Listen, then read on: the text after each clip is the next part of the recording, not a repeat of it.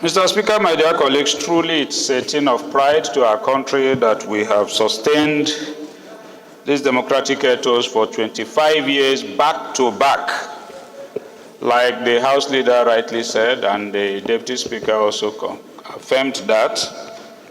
Several persons had expected that Nigeria will not survive up to today.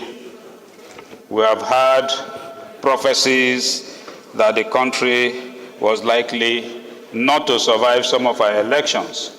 But here we are.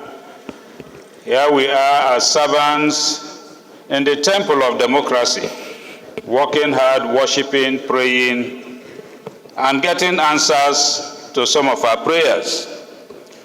I will again take us to the elementary issue of what Abraham Lincoln described democracy as government of the people, for the people, and by the people. And that's why we are here as elected representatives of the people. But we should continue to ask ourselves the simple question. Yes, we are elected by the people. Our performance so far in the last 25 years has it been for the people and in the interest of the people? That I will leave us to search our conscience. Again, some of the tenets of democracy includes the existence of periodic election, equal rights, press freedom, and of course freedom for the workers of this country. In the past 25 years of unbroken democracy, where are we on all these tenets and quality of democracy in our country today? We still have a long way to go. There are several things that we have left unfulfilled. There are several areas that we need to fill the gap. And I believe that as a house of the people, this is a period for us to sit back, reminiscence where we are coming from, where we are today, and where we ought to be, and begin to do those things which we ought to do as Democrats. Firstly, Nigerian workers are at the verge of going on strike a few days from today. And I recall that as a parliament, we had taken a decision to take steps to stem that.